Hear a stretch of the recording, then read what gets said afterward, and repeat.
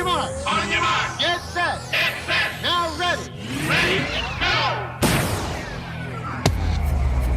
Provocative, engaging, and usually quite a lady. Okay, they're asking for it. Deborah, go.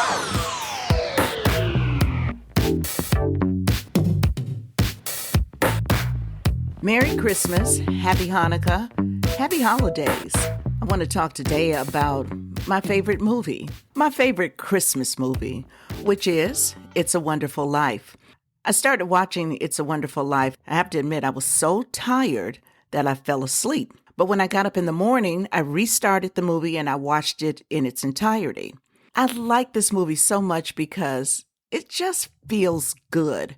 And I like it because I like the spirit of George Bailey. I like his tenacity. I like the fact that George takes on responsibilities. Even if he didn't create the situation, he steps up and he does what's necessary. And I think when I really, really look at that movie, we are George Bailey. Well, what do you mean we are George Bailey? Well, here's what I mean. We embody decency, a spirit of hopefulness and resilience. We carry on with dignity when our dreams pass us by, when opportunities are missed, and even when opportunities don't present themselves. You know how you can hope for something, you're dreaming about doing something, and the circumstances and the situations, they never quite present themselves. And that's what I'm talking about. And like George Bailey, the same thing happened to him. George had been planning for a long time to take this world tour. He'd saved up his money and he was going to take the world tour and then go off to college and live his life. But that didn't happen. George's family, his father and his father's brother, they owned a business, Bailey Brothers Building and Loan.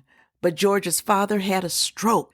So before George could embark on his world tour, George made the decision to take over the business, run the business. His younger brother, he went off to the military as a fighter pilot and lived his life, fulfilled his dreams. But George was now saddled with the business. He had to run the family's business. So, like George, we do our best for our families and for ourselves. And even if what we have is meager in comparison to others, because clearly there are some who have a lot more than we do our best with what we have. Here again, that was George. They had a business, but they didn't live lavishly, and we're talking early 40s. So the nation, it was in the throes of being at war, and the economy certainly wasn't at its best. So people, they were living paycheck to paycheck. Some people didn't even have paychecks. But George, like everybody else, despite having the business, they lived pretty humbly. But he did the best with what he had. George, despite having bypassed his own dreams, he had a friend, Sam. Sam, he went off and Sam did extremely well. He was a very successful man. He had even offered George an opportunity to invest in the business, and George didn't do that. But what I liked about George wasn't resentful of Sam's success. No. George, he didn't expect Sam to give him something because Sam had made good. And I think that for most of us, even though our society today, it almost encourages people to resent others who have done well. If you see someone who is bigger and doing better than you are, you should begrudge them that. Well, of course we shouldn't begrudge them that.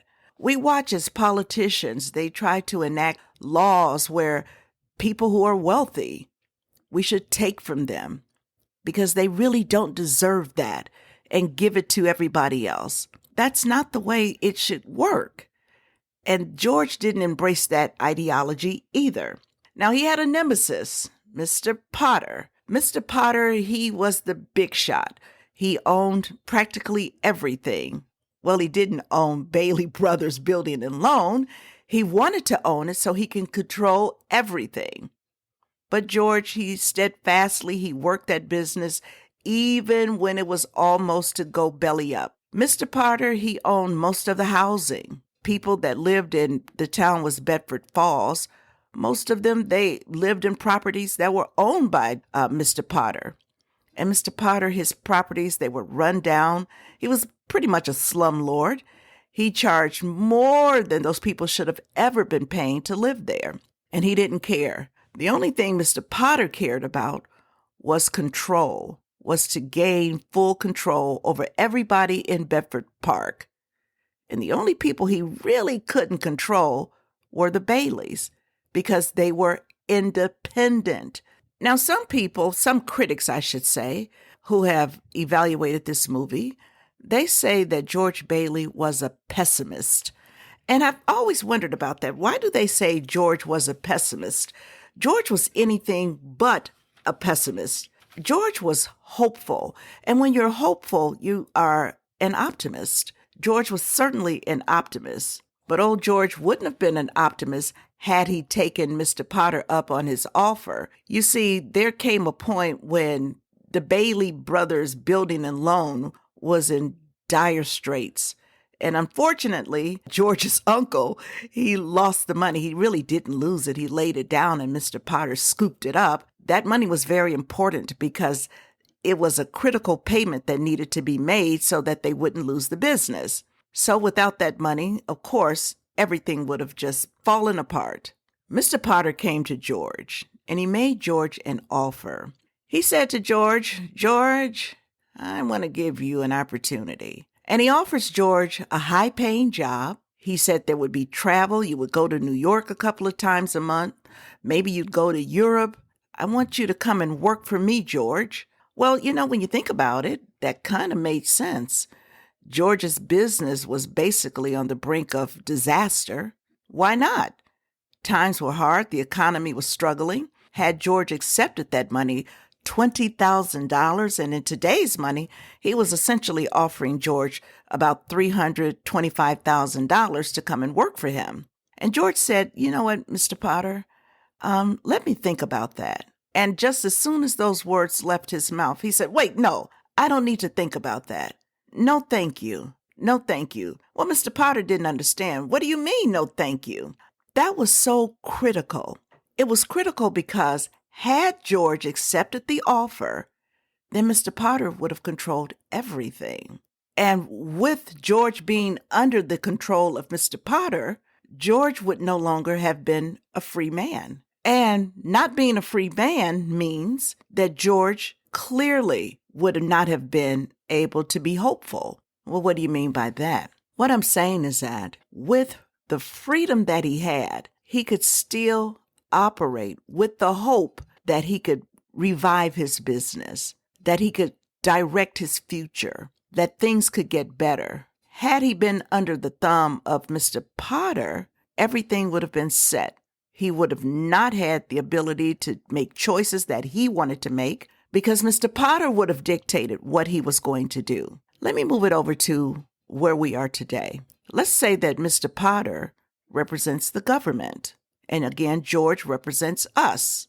With the government having full control, like Mr. Potter, if the government dictates what you can eat, where you can live, how much money you can have, basically every aspect of your life, you're not free anymore.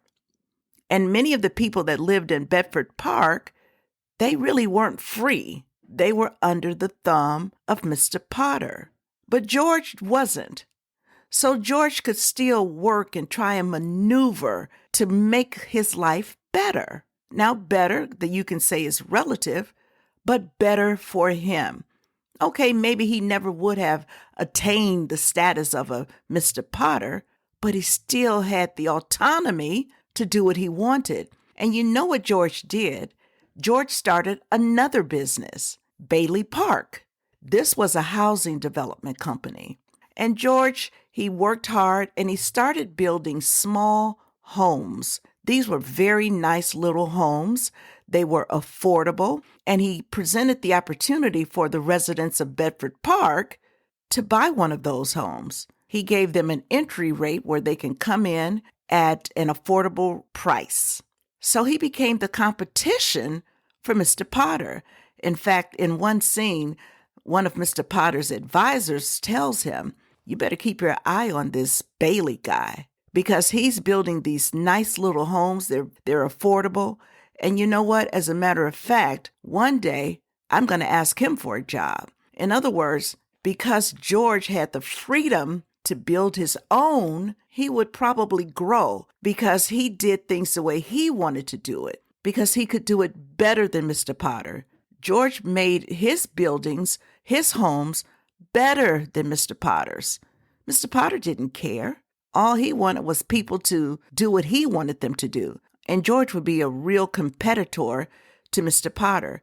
George was essentially the free market versus the government, Mr. Potter. Really, when you think about it, there was a scene where this one guy, he was so excited. He had his own home in Bailey Park, and Mr. Potter wasn't having any of that. Now, as it happened, that's the point where the money was misplaced. Well, Mr. Potter had taken the money, and George's business was about to collapse.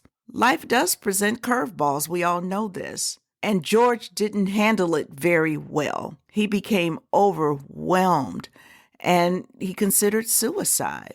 Now, in the background, George did not know this, but his wife, Mary, she noticed that George was having major problems, yelling at the kids. He looked distraught. And in the background, she got to work. She went to the community that George had really been so good to, and she was asking them for help. George was not aware of this. The other thing that was going on was George, who you kind of got the sense was not a praying guy. He didn't pray, wasn't necessarily a man of faith, but George had come to his wits' end, and he turned to God, and he prayed. He got down and he prayed. He needed help. He needed a way out. And in Hollywood fashion, there came an angel. It was Clarence. Clarence was kind of like a goofball angel. He hadn't earned his wings yet, but Clarence came and he revealed to George what life would be like or would have been like had he never existed. And it was horrible. He saw what Bedford Park was like without the presence of George Bailey. There was legalized gambling. Obviously, there was prostitution. People were disorderly, violent, drunken. It was an ugly, ugly scene. Long story short, having seen and realized how important his life was in Bedford Park to his family, because his wife, Mary, without George's life, she would have never married. She would have been an old maid. And he realized, man, what I contribute is really important. It's really, really important. So George snaps back into reality and he goes back home. And as it turns out, everybody, they appreciated George so much that when they really understood the trouble that he was in, they dug into their pockets and whatever little money that they could donate, they donated. And then his friend Sam, the successful guy, he advanced George's business $25,000. It all ended well. I think that story has such an important message. You, me, we, as long as we are free, as long as we are independent, as long as we are not under the full control of the government, we can be hopeful, we can be optimistic, we can take chances, we can make our own decisions. With Mr. Potter, he wasn't going to have any of that. People, they meant nothing to him. He didn't even like people. So imagine life under Mr. Potter versus life on your own, living the way you want to live. It's a big difference. Really, the important lessons from that movie for me was to have an ability to be free and in control of one's life, to understand that whatever station you have in life, it's important. That sounds cliche, but I think that movie illustrates that so well. Whatever station you have in life, it's important. You impact people in so many ways, people you don't even know you're impacting. The other important lesson is to have faith. George's faith, when he turned to God, it made a difference. It was illustrated through Clarence, but Clarence wasn't God. Having faith in God versus having faith in Mr. Potter or the government renders very different results. Very, very different results. So, not a long message today, just my thoughts. And you know what? I may put It's a Wonderful Life back on and watch it again. That's how much I like that movie. Okay, again, blessings to you. Enjoy this wonderful time of year. What does that get us? A discontented, lazy